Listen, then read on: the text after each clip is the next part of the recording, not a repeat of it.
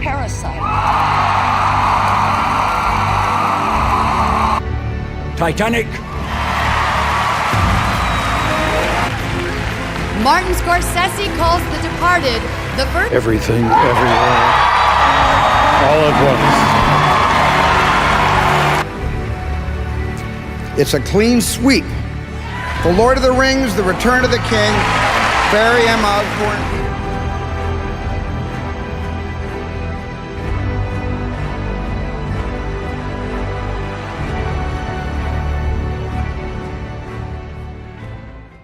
Pasó la temporada de premios y hay que hablar de las categorías más importantes, o bueno, las que le conciernen a este canal. En esta ocasión revisionaré las 10 películas que estaban nominadas a Mejor Película para dar un veredicto de cuál es mejor y bajo mi criterio decir si Oppenheimer es un justo ganador, ordenarlas de peor a mejor y claro, cuáles merecían estar nominadas, y sin más preámbulos, comencemos. Iniciando con Barbie, la cual tiene mi reseña y que como sabrán es un filme con cierto ingenio en su crítica social, como se burla del consumismo, del mismo feminismo y de la masculinidad moderna, pero a su vez repite falacias feministas que dejaron de ser ciertas hace más de 30 años. Tampoco es particularmente profunda o interesante a la hora de abundar en la mentalidad masculina o femenina, sumarle que sus personajes al final del día son simples y sigue siendo una comedia absurda sin ningún agregado y que nunca se toma en serio, con desarrollos y arcos de personajes bastante predecibles y simplones. Y sin ser mala no pasa de decente, y si me lo preguntan, no merecía estar nominada. Oppenheimer, como lo dije en mi reseña, es una jodida obra maestra, gran reflexión y muy cruda sobre el ego y la inteligencia y cómo esta corrompe al hombre, todo abordado con personajes protagónicos complejos, caracterizados con sus propios arcos y abundando en la mentalidad de estos. Una narrativa impecable que te mantiene al tanto durante todo el filme, usando la charla con Einstein como enganche narrativo. Un mensaje antiguerra muy poderoso mostrando sus consecuencias en vez de decirte no a la guerra como si fueras un niño. Una dirección impecable con recursos visuales y de color bien implementados, actuaciones de élite, un deleite su fotografía y con una gran banda sonora. En fin, solo le reprocho que no fuera imparcial a la hora de hablar de si era o no correcto usar la bomba y se inclinara de forma automática con el lado pacifista sin dar pie a ningún debate o estudio más profundo. Así como que varios personajes secundarios quedan algo en blanco y con nula presencia. Pero de cualquier forma es un filme excelente. Killers of the Flower Moon, otra la que también tiene en mi reseña. Pero en resumen, es una muestra de lo que son las conspiraciones, cómo funcionan en la realidad, la corrupción y la manipulación en su más pura esencia. Con personajes interesantes y donde Ernest y Molly se roban la pantalla siendo personajes tridimensionales y muy humanos con desarrollos geniales. Un ritmo muy acertado para manejar de la forma más adecuada cada elemento, un apartado técnico inmejorable y con ciertos simbolismos y elementos premonitorios como el petróleo rojo o el búho que están interesantes. En mi reseña, como recordarán, menciono aspectos que más que fallos los veo como potencial desperdiciado. Entre estos, el que el filme cite a los masones para no hacer nada con esto. Como por ejemplo señalar a los poderosos de la época, mostrar cómo controlan el mundo, quiénes posiblemente están detrás y demás cosas que podías hacer con la temática así. O aprovechar mejor los personajes y dotarlos de cierta autonomía con tal de potenciar el drama, ya que en su inmensa mayoría son espectadores pasivos. Igual al final son apreciaciones algo personales, por lo demás no tengo mucho que decir que nos haya dicho ya. Impecable. Maestro, un filme polarizante a decir verdad. Su concepto y temática del egoísmo detrás del éxito y la obsesión es bastante cliché y tratada en muchos otros filmes. Pero acá hay un pequeño giro interesante, ya que Felicia y Shirley debaten durante el filme el sentir de Leonard y cómo lidia con su fama, donde se nos muestra que este camufla su egoísmo con mensajes pacifistas y un optimismo obsesivo para evadir cualquier posible recriminación sobre su rol como esposo o padre. Algo que sin duda suena muy interesante, pero fuera de ello tenemos personajes no tan interesantes, un romance genérico que no se construye tan bien, es decir, hay química, eso no lo niego, pero los protagonistas pasan de ser desconocidos a amarse intensamente en 20 minutos o menos, provocando que parte del desarrollo sea aburrido. Al final solo es ver si Leonard aprenderá su lección o si perderá su familia. Pero dicha familia, al tener poco espacio en la historia, realmente no me importa lo que pase con estos. Tiene escenas emotivas, ciertamente, no lo niego, y la muerte de Felicia es un evento bien manejado que te pone sobre la mesa su dolor y su miedo, pero que a nivel de impacto nunca interiorizas o se muestra cómo exactamente Leonard se vio afectado por esto, justamente porque su relación no se construye, y su final es bastante abrupto, es decir, quedó solo y por eso es más sabio y agradecido, supongo. Eso es todo, no sentí un arco de personaje o alguna conclusión pragmática. Por otro lado, resaltar su increíble dirección y precisa fotografía, así como su hermosa música y lo genial que es para hacer de escenas tan simples como lo puede ser un hombre dirigiendo una orquesta, un fragmento memorable y épico con mucha sensibilidad y que hasta te muestra la personalidad apasionada de Leonard.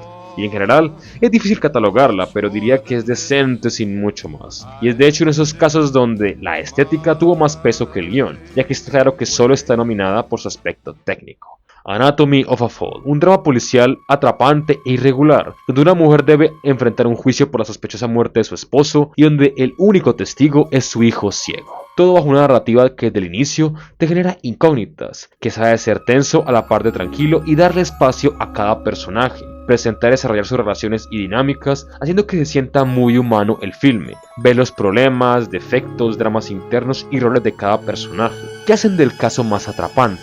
El abogado, por ejemplo, es amigo íntimo de Sandra, haciendo que se dude de su objetividad. Sandra tenía problemas de ira y protagonizó una infidelidad, y su esposo era alguien sumido en el fracaso, haciendo que cada escena del jurado fuera interesante, llena de estrategias, debates épicos y hasta juegos mentales entre el fiscal y cada testigo. No solo es un caso interesante, es un duelo familiar, un hijo que se entera lo precaria que es la relación de sus padres, y lo que me encantó del filme es que el espectador hace rol de otro jurado más. Nunca sabemos la verdad ni se insinúa un poco. El filme es totalmente imparcial y es como si presenciáramos un juicio real, donde la verdad es incierta, dejando a criterio de cada uno a quien le creemos, algo que ni siquiera Oppenheimer, como mencioné, ejecutó bien. El punto débil del filme, sin embargo, es su apartado técnico. Posee buenas actuaciones, no digo que no, y a nivel directivo posee elementos sin duda interesantes como centrarse en los manierismos de los personajes como sus movimientos de ojos, boca, manos y expresiones al recibir ciertas preguntas o contemplar discusiones. Un muy buen detalle que te sumerge más todavía en el sentir de cada personaje, pero fuera de eso, no tiene métodos narrativos destacables, un diseño muy básico, la banda sonora es olvidable y casi inexistente, una iluminación y colorización bastante pobre y genérica, y si bien esto es lo menos importante, como siempre lo he dicho, obviamente le restará puntos al lado de otras que igualmente son complejas y bien ejecutadas y además de eso tiene un apartado técnico bastante bueno. The Holdovers, una historia de humanización bastante típica, debo decirlo, sobre hallar el sentido de la vida, superar alguna inseguridad o trauma, personajes recobrando su humanidad y demás temáticas típicas de ese tipo de películas que implican o usan personajes que, como mencioné, perdieron los ánimos por vivir, son pesimistas o enfrentan algún duelo. Y esa tampoco tiene una premisa irregular o creativa ni una ejecución llamativa o sobresaliente. Su apartado técnico también es bastante regular, ya que no destaca en nada, una dirección muy minimalista sin muchos agregados, un diseño básico, una banda sonora olvidable y solo podría destacar ciertas actuaciones, y su aspecto más llamativo son los personajes, los cuales debo decir salvan la película. Son carismáticos con sus conflictos, visiones, gustos y disgustos, y el filme crea químicas e interacciones particulares entre cada uno de esos para que mediante dicha química enfrenten sus problemas y crezcan, haciendo que el filme cuanto menos sea entretenido y que a un nivel personal me gusta lo que transmite gracias a sus buenos personajes, pero a grandes rasgos no merecía ser nominada. Poor Things, otra la cual ya tiene mi reseña también, un filme muy polémico y criticado por sus escenas explícitas, pero dichos reclamos son de enormes y sensibles, incapaces de ver más allá de las escenas, que representan menos del 10% de la duración del filme. Estamos ante una comedia negra que muestra cómo la inocencia se enfrenta al mundo y se será corrompida y oprimida. Incluso veremos criticismos al hedonismo y la superficialidad de la sociedad, una protagonista tridimensional, muy interesante y bien caracterizada. Con demás cast compuesto de personajes simpáticos, algunos como Goodwin, con potencial desperdiciado por sus monólogos existencialistas o ciertas referencias al teísmo que nunca se abundan más al detalle. Un aspecto técnico inmejorable y quizá el mejor de todas las nominadas. Un diseño precioso, llamativo y que le queda al filme. Una banda sonora excéntrica y en lo personal mi favorita entre las nominadas. Grandes actuaciones, una paleta de colores exquisita, un vestuario rimbombante pero que no es cringe ni que desentona y una dirección llena de recursos de cámara, lentes, ángulos, cortes, acercamientos bruscos que refuerzan todavía más lo bizarro y retorcido del filme y su premisa, así como un uso del blanco y negro muy adecuado, dejándolo para representar la inocencia de Bella y el color entrando cuando está madura, por decirlo de un modo. Haciendo el apartado técnico no solo perfecto, sino que tiene un balance entre estar muy bien ejecutado y cuidado, a la par de ser llamativo y funcional para el filme, algo que no es nada fácil de lograr. Pero aunque parece que hablo de un filme perfecto, los que vieron mi reseña saben que no todo es azúcar. Al final todo se resume en no abandonar su tono de comedia negra durante ningún momento. El filme es absurdo de inicio a fin, quitándose la posibilidad de profundizar más en personajes como Goodwin y su filosofía. O también pudo hacer la confrontación de Bella con su pasado un evento más significativo que le hiciera entender por qué murió nació y quién era, así como cerrar su arco de personaje de mejor forma. Son elementos que considero imperdonables debido a que eran difíciles de ejecutar, y el aporte en el filme hubiera sido inmenso. Igual es un gran filme, no creo que al nivel de Oppenheimer o Killers of the Flower Moon, pero ciertamente merecía su nominación.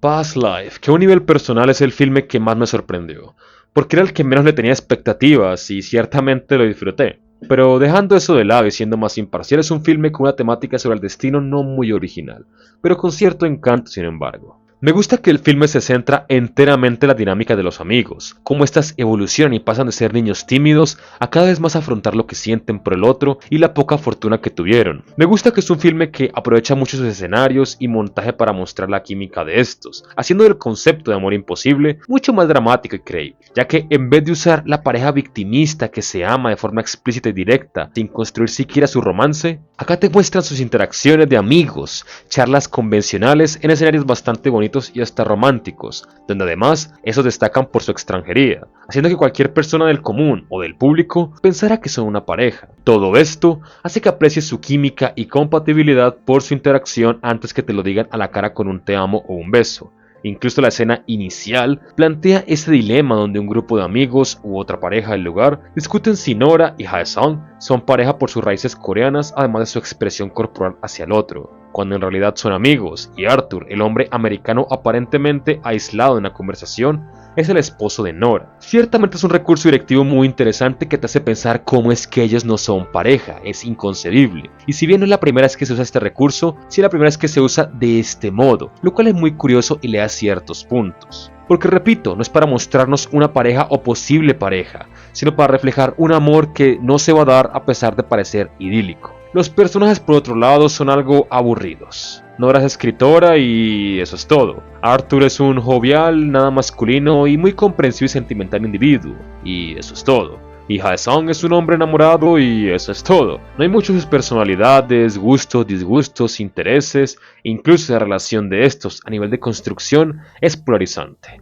Puedes entender el impacto de Hae-sung en Nora, ya que fue la única persona que le ayudó en sus momentos difíciles, tal como ella lo dice, nadie más se preocupó por ella cuando lloraba, a la par que este le recordaba a Corea. Pero por el lado de Hae-sung, ¿por qué quiere tanto a Nora cuando no se mostró mucho lo que ella hizo en él? Haciendo el dilema romántico algo idealista, es decir, que hombre normal duraría enamorado de una mujer nada especial después de más de 20 años sin saber de ella. En el filme suena bonito, pero en un contexto realista es ridículo. Por el aspecto técnico, la dirección es deslumbrante, por lo que mencioné en relación a enfatizar la química de los protas. No es un filme que arriesgue mucho a nivel de diseño o color, pero ciertamente es elegante, preciosista y refuerza mucho la melancolía de los protagonistas. Sumado a una hermosísima banda sonora que debe ser mi favorita después del soundtrack de Poor Things, buenas actuaciones y el final, aunque con un concepto simple, una construcción débil, tiene una ejecución muy buena con un buen mensaje. Y al igual que Maestro, es algo polarizante y algo simple a su vez. Y sin ser mala, no me parece que mereciera ser nominada.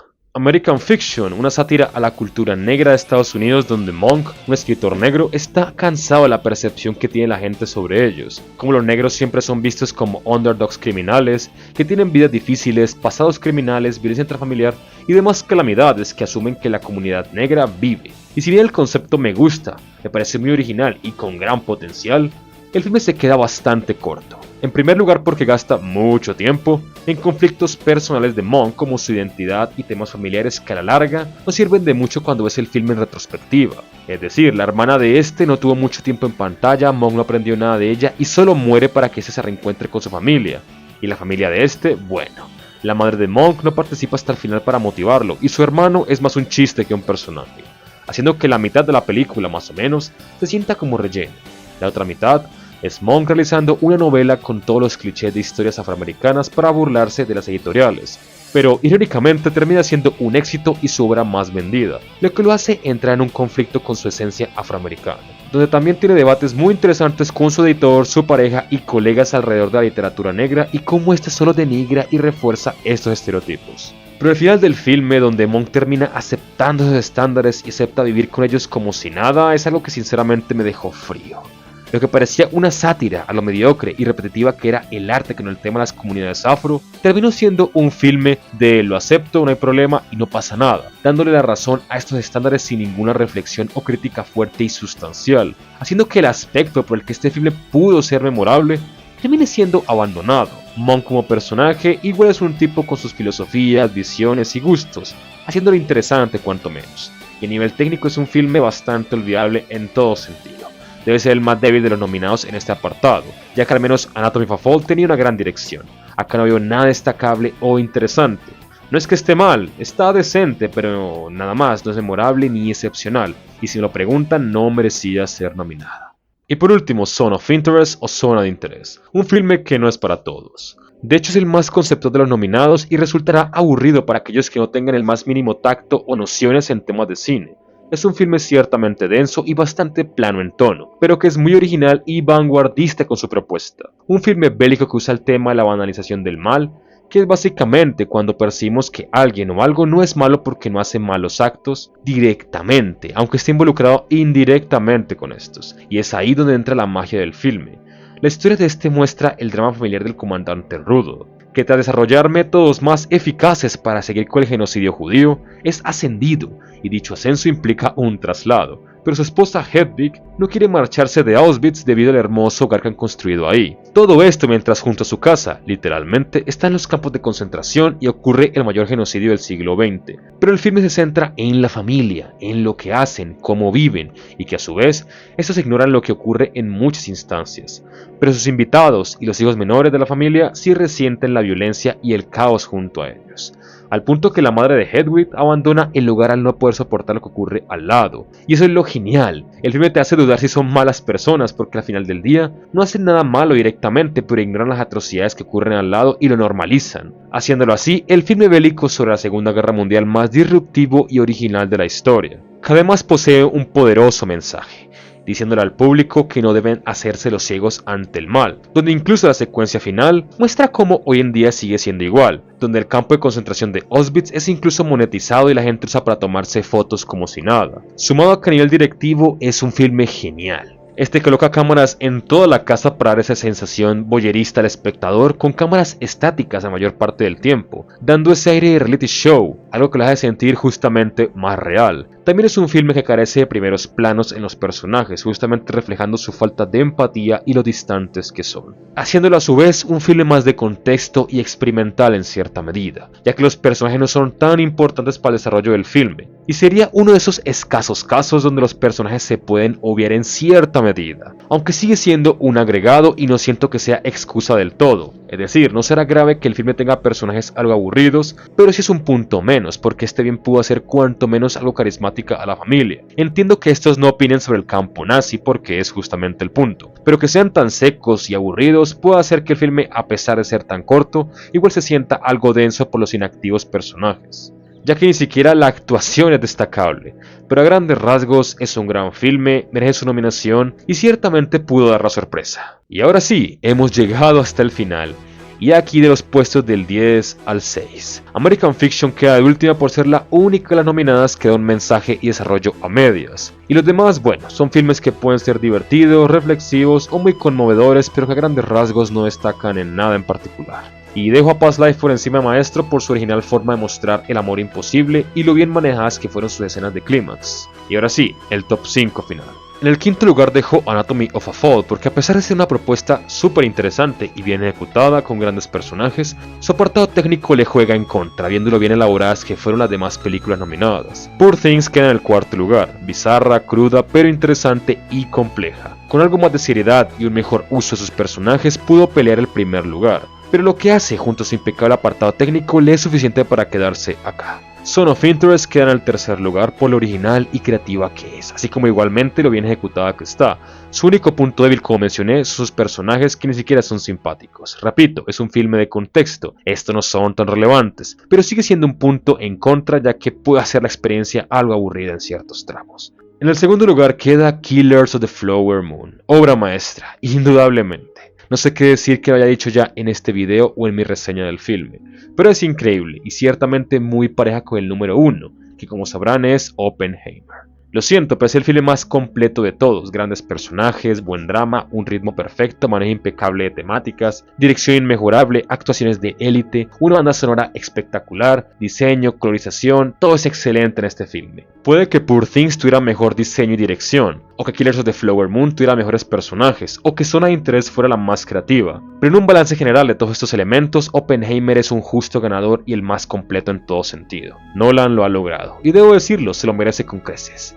Aunque igual, Killers o Zona de Interés no hubieran sido malas elecciones. Y como pueden ver y bajo mi criterio, Oppenheimer es un justo ganador. Debo decir que los Oscar han mejorado en cierta medida. Porque igualmente de los 10 nominados, 5 realmente sobraban en esta gala y no sé por qué estaban nominados en primer lugar. Pero como siempre, esperaré tu opinión. ¿Qué opinan de las 10 nominadas? ¿Consideran que todas merecían estar nominadas? ¿Cuál creen que debió ganar? ¿Están de acuerdo con ganar Oppenheimer? Acompáñenme en mi siguiente revisión de los Oscar, que será a mejor película animada. Y sin más que decir por su atención, muchas gracias.